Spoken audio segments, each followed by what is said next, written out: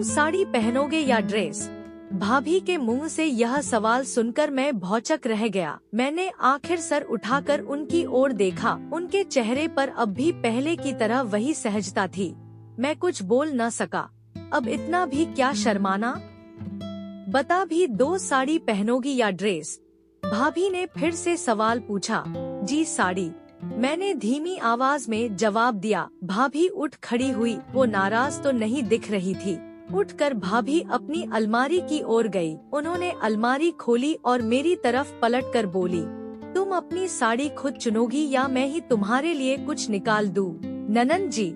ऐसा कहते ही भाभी प्यार से मुस्कुरा कर मेरी ओर देखने लगी। उन्होंने अपनी बाहें खोल ली। मैं तुरंत उठकर खुशी के मारे भाभी की बाहों में उनसे गले लिपट गया। आप जो चुनेंगी मुझे पसंद आएगा, मैंने भाभी से कहा। वैसे भी मेरे लिए उनकी अनगिनत सुंदर साड़ियों में एक साड़ी का चुनाव करना बेहद मुश्किल काम लगता। भाभी ने फिर मेरी दोनों बाहों को अपने हाथों से पकड़ा और मेरी आंखों में देखकर बोली, अच्छा हुआ मेरी ननंद भी मेरी तरह दुबली पतली है। तुम पर मेरे सारे ब्लाउज फिट आएंगे।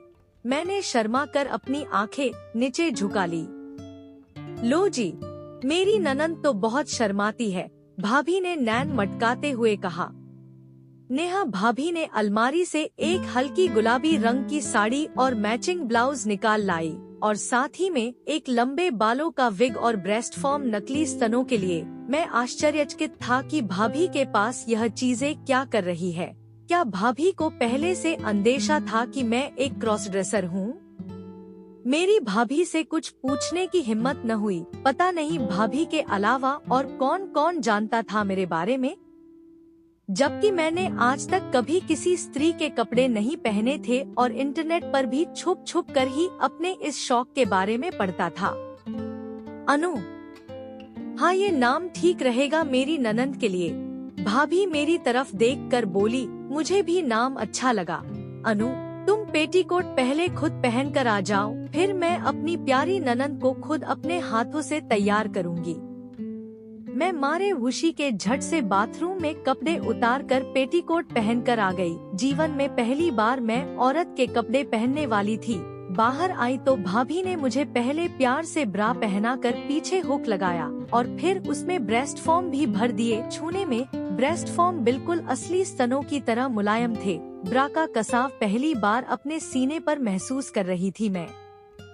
लगने लगा जैसे मैं पूरी तरह से औरत बन चुकी हूँ, पर अब भी बहुत कुछ करना बाकी था। मैं औरत बन रही थी और मुझे एक दूसरी औरत तैयार कर रही थी। सोचकर ही मेरा मन खुशी से झूम रहा था। भाभी भी मेरे चेहरे की रुचि देख सकती थी। फिर भाभी ने मुझे ब्लाउज पहनने को दिया। मेरी बाहों में ब्लाउज की आस्तीन बिल्कुल टाइट फिट आई। ऐसा कसाव तो कभी नहीं महसूस की थी मैं। वो ब्लाउज तो जैसे मेरे शरीर का हिस्सा बन गया था। फिर एक एक करके मैंने अपने स्तनों के ऊपर ब्लाउज के हुक लगाए। एक बार फिर लगा कि औरत बनने का सुख मुझे मिल ही गया। इसके बाद भाभी ने मुझे साड़ी पहनाना शुरू किया। एक बार मेरी कमर के चारों ओर लपेटकर उन्होंने साड़ी में चुन्नट प्लेट बनाई और पिन से मेरी कमर में ठोस दी। साड़ी की चुन्नट का वजन मेरी कमर से नीचे मुझे खींच रहा था। मैं खड़े खड़े जैसे स्वर्ग पहुंच गई थी। वही भाभी प्यार से साड़ी के पल्लू को नाप कर मेरे कंधे पर पिन कर रही थी। जब साड़ी मेरे ब्लाउज के ऊपर से लिपट कर मुझसे एक हो गई तो ऐसे लगा मेरा सालों का सपना आज सच हो गया। सच कहूँ तो मैं तो इतने से ही खुश थी। मुझे और किसी चीज की आवश्यकता नहीं थी, पर भाभी मुझे एक पूर्ण औरत बनाना चाहती थी। भाभी ने मुझे चूड़ियाँ पहनाई। चूड़ियों के साथ मेरी कलाई किसी औरत की तरह नाजुक लगने लगी। उन्होंने फिर मेरा मेकअप किया और नेल पॉलिश भी लगाई। वही नेल पॉलिश जो खुद भाभी ने भी लगे हुई थी। और फिर मेकअप के बाद भाभी ने मुझे विग पहनाया। विग बिल्कुल असली घने रेशमी बालों की तरह था। उन बालों को छूकर तो मैं उत्तेजना में सिहर गई थी। आखिर में भाभी मुझे पकड़कर आईने के सामने ले गई। खुद को जब मैंने देखा तो आईने में अनुज नहीं अनु खड़ी थी। एक बेहद सुंदर लड़की और उसके बाजू में खड़ी थी उसकी प्यारी नेहा भाभी। मेरी आंखों में खुशी के आंसू आ गए थे। इस पूरे तैयार होने के दौरान मैं नेहा भाभी के साथ किसी लड़की की तरह ही चहक कर बात कर रही थी, पर खुद को देखने से पहले मुझे एहसास नहीं था कि मैं इतनी खूबसूरत लड़की बनूंगी। मैंने भाभी को गले लगा लिया। हम दोनों के स्तन एक दूसरे को दबा रहे थे, पर अब मन में कामोत्तेजना नहीं थी, बल्कि प्यारी नेहा भाभी के लिए उसकी ननंद अनु का स्त्री वाला प्यार भरा हुआ था। किसी की नजर न लगे मेरी प्यारी ननंद को, ऐसा कहकर भाभी ने मेरे माथे पर एक लाल बिंदी लगा दी। अब मैं मुस्कुराती हुई पूर्ण औरत बन गई थी। मुझे यकीन नहीं हो रहा था कि नेहा भाभी ने इस तरह मुझसे बिना सवाल जवाब किए अनु को स्वीकार कर लिया था, और मैं थी कि यूं ही डरी हुई थी इस बात को बताने से। अनु, कितनी सुंदर लग रही हो तुम। पर मेरी प्यारी ननंद जी, देखो अब ऐसे तो हम बाहर मॉल खाना खाने नहीं जा सकेंगे। तुम्हें अभी भी बहुत कुछ सीखना है औरत बनने के बारे में। एक औरत की चाल और रंगढंग सीखने में थोड़ा समय लगेगा, तो क्यों न अभी हम घर में ही खाना बना ले, भाभी ने कहा। जरूर भाभी, मैं भी आपकी मदद करूंगी, मैं खुशी से बोली। मदद? अरे पगली, पूरा खाना तुम ही बनाओगी, भाभी बोली। पर भाभी मैं कभी खाना नहीं बनाई हूँ, मैंने कहा। धत पगली, मैं हूँ न सिखाने के लिए। और सबसे पहली सीख यह है कि खाना बनाते वक्त पल्लू को ऐसे खुला नहीं रखते। भाभी ने मेरी साड़ी के पल्लू को कंधे पर उठाकर उसका एक हिस्सा मेरी कमर में ठूंसते हुए बोली, और फिर उन्होंने मेरे बालों का जूड़ा भी बना दिया। हम ननंद भाभी किचन में खाना बनाने में मशगूल हो गए। भाभी मेरी पहले से ही अच्छी दोस्त थी, पर आज हम सहेली बन गए थे। हमने खाना बनाते हुए बहुत बातें की। भाभी अपने कॉलेज के दिन बता रही थी कि कैसे लड़के उनके पीछे पड़े रहते थे, पर उनका दिल मेरे भैया पर आया। भाभी ने वो सभी बातें मुझसे की जो वो अपने देवर से नहीं कर पाती। उन्होंने मुझे एक औरत होने का पूरा अनुभव दिया, और मैं भी एक लड़की की तरह उनकी चटपटी बातें सुनती और जवाब देती। हम दोनों औरतों ने साथ में खाना खाया और फिर आराम करने के लिए कमरे की ओर गए। मैं कमरे में जाते ही बिस्तर पर बैठ गई। वही भाभी मेरे सामने साड़ी उतारने लगी। कभी भाभी को ऐसे देखा न था, तो मुझे समझ न आया कि मैं क्या करूं। भाभी ने साड़ी का पल्लू उतारा और फिर कमर से साड़ी खोलने लगी। मेरी ओर देखकर वो बोली, ननंद जी, देख क्या रही हो? आराम करने के लिए यह साड़ी ठीक नहीं है। मैं तो नाइटी पहनकर सोऊंगी, चाहो तो तुम भी बदल लो। अनु, भाभी बेफिक्री से साड़ी उतार रही थी। शायद उनकी नजरों में मैं एक औरत थी और एक औरत के सामने कपड़े बदलने में उन्हें शर्म न थी। नहीं भाभी, मैं साड़ी में ही ठीक हूँ, मैंने कहा। मैं कुछ देर और साड़ी का आनंद लेना चाहती थी। आखिर पहली बार साड़ी पहनी थी और मुझे बहुत मजा भी आ रहा था अपनी साड़ी के साथ खेलकर। देखते ही देखते भाभी ने अपना ब्लाउज भी उतार लिया। सोच लो अनु, साड़ी पहनकर सोना आसान नहीं होता। मेरे पास बहुत सी नाइटी है। भाभी अब ब्रा में थी। उनके स्तन और ब्रा बिल्कुल मेरी आंखों के सामने थे। मैं कभी सोची भी नहीं थी कि मैं भाभी को कभी ऐसे भी देखूंगी। मैंने भाभी को नाइटी के लिए मना कर दिया। अब भाभी ने झट से अपनी पेटीकोट का नाड़ा खोल उतारने लगी। भाभी अब सिर्फ ब्रा और पेंटी पहनी हुई थी। मेरे पेटीकोट के अंदर तो हलचल बढ़ने लग गई थी, पर नेहा भाभी को कोई परवाह नहीं थी। उन्होंने उसी अवस्था में अलमारी से एक सुंदर नाइटी निकाली और अपनी ब्रा का हुक खोलकर ब्रा भी उतार दी। उफ, मैं कह नहीं सकती कि कितने सुंदर सुडौल मुलायम स्तन थे भाभी के। उनके एक एक कदम से वो हिल रहे थे। मुझे समझ नहीं आ रहा था कि मैं उनके स्तनों की ओर देखूं या अपना मुंह मोड़ लूं, पर भाभी शायद मेरे मन की बात एक बार फिर समझ गई थी। मेरी ओर देखकर वो एक पल को रुक गई और मुझसे बोली, ओहो अनु, तुम एक औरत हो और मैं एक औरत के सामने कपड़े बदलने से नहीं शर्मा सकती। तुम्हारे पास भी तुम्हारे ब्लाउज में स्तन है, भले ऐसे न सही। नेहा भाभी हाथ में अपनी नाइटी लिए बिल्कुल मेरे सामने आ गई। उनके स्तन ठीक मेरी आंखों के सामने थे। मैं अपनी साड़ी के पल्लू से अपने पेटीकोट के अंदर उमड़ रहे सैलाब को छुपाने की कोशिश करने लगी। भाभी ने और करीब आकर मुझसे कहा, अनु, छूकर देखो इन्हें। मैं शर्म से मुंह मोड़ ली। अनु, देखो इधर। अरे शर्मा क्यों रही हो? तुम औरत हो और तुम्हें पता होना चाहिए औरत के तन के बारे में। अब पलटो और छूकर देखो इन्हें। भाभी ने कठोर आवाज में कहा। मैं समझ नहीं पा रही थी कि आखिर भाभी चाहती क्या है। आखिर मैंने उनके मुलायम स्तनों को छूकर महसूस कर ही लिया। मैंने अपनी आंखें बंद कर ली। मुझे यकीन था कि मेरे पेटीकोट के अंदर का उभार अब बाहर भी साड़ी पर दिख रहा होगा, पर भाभी ने मेरा हाथ पकड़कर स्तनों को नीचे से पकड़ाया। उनके स्तन भारी थे। अनु, अब तुम्हें समझ आया कि स्तन कितने भारी हो सकते हैं। इसलिए हम औरतों को हमेशा ब्रा पहनकर रहना होता है, पर सोते वक्त खोल सकती हो तुम। ध्यान रखना, कभी अपने लिए ब्रेस्ट फॉर्म खरीदो तो बहुत बड़े मत खरीदना, वरना कमर दर्द हो जाएगा इनके वजन से, समझी? भाभी ने कहा। भाभी की बात सुनकर कुछ देर के लिए मेरी कामोत्तेजना कम हो गई। मेरी आंखों के सामने भाभी ने फिर अपनी नाइटी पहनी और फिर हम दोनों ने एक ही कमरे में एक बिस्तर पर सोकर सहेलियों की तरह आराम भी किया। उनकी सहेली होने के नाते मेरे अंदर पुरुष वाली कामोत्तेजना अब कम जरूर थी, पर खत्म नहीं हुई थी।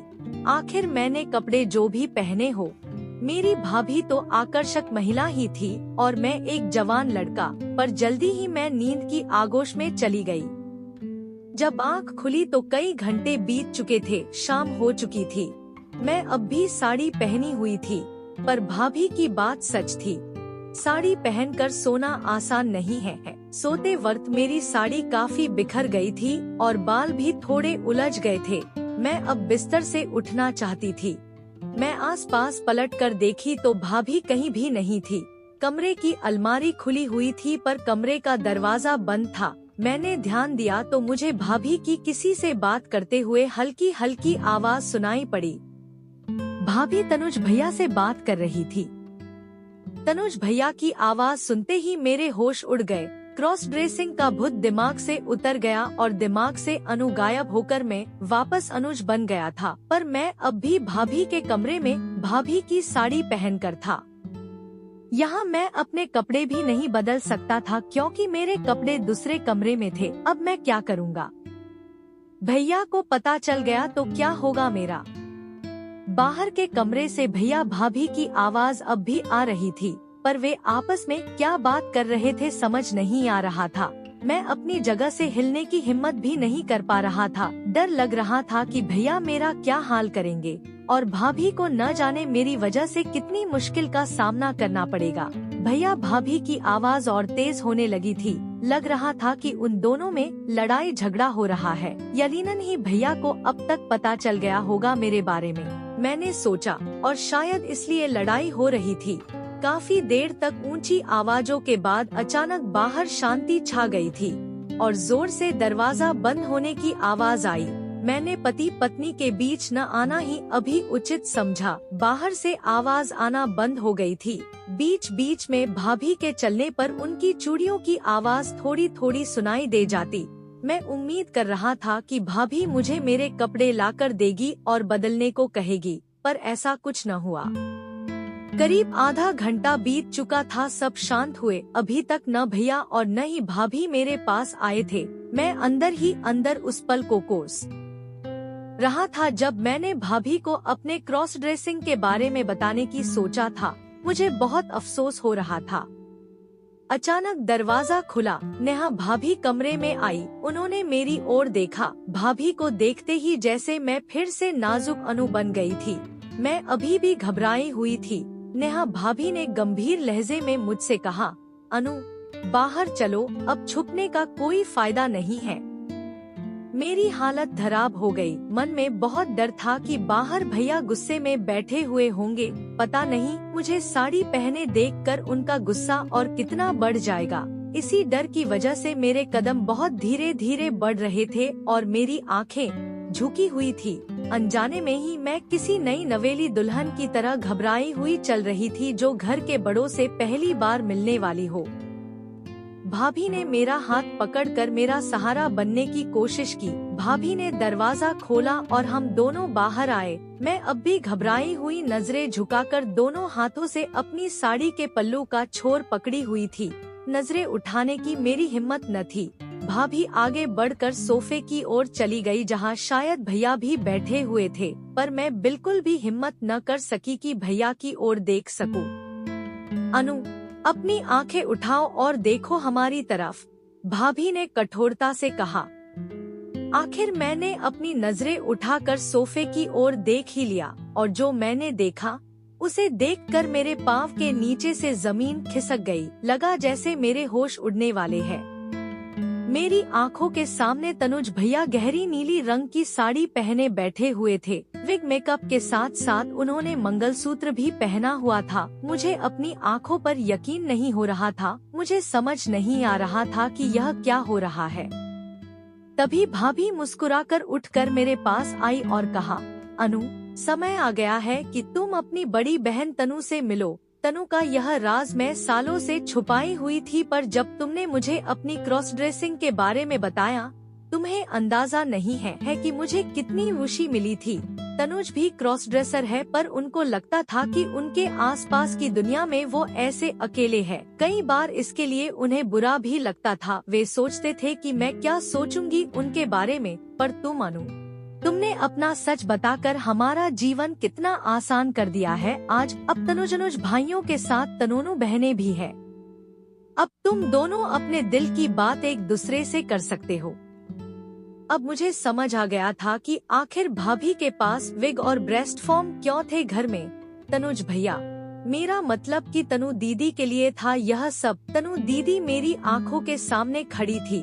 उनके गले में मंगलसूत्र की वजह से वह बिल्कुल शादीशुदा औरत लग रही थी, और आखिर वो शादीशुदा थी भी। आज मेरे लिए बड़ी खुशी का दिन था। आज न सिर्फ मैं अनु बन सकी, बल्कि मुझे एक बड़ी बहन भी मिल गई। भावनाएं दिल में कुछ ज्यादा उमड़ रही थी, पर खुशी के मारे मैं दौड़कर तनु दीदी से लिपट गई।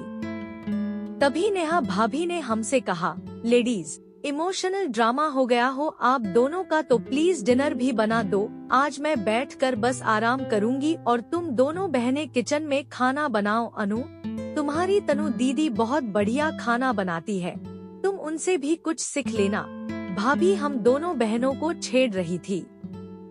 हम दोनों बहनें किचन में खाना बनाने आ गई, जबकि भाभी बाहर बैठी टीवी देख रही थी। उन्होंने हमें अकेले में बात करने का मौका देकर ठीक ही किया था। मुझे जानने का मौका मिला कि जहां मेरे तनुज भैया बेहद स्ट्रिक्ट कठोर आदमी थे, वही तनु दीदी उनके विपरीत बेहद ही स्वीट और प्यार देने वाली औरत थी। मुझे अपनी इतनी प्यारी दीदी से मिलने का मौका न मिलता यदि आज नेहा भाभी ने शाम को तनुज भैया को समझाया न होता कि वो अपना राज मुझे बता सकते हैं। आज शाम को उन दोनों में इसी बारे में बहस हो रही थी, पर मेरी प्यारी नेहा भाभी की वजह से मुझे आज इतनी प्यारी दीदी भी मिल सकी।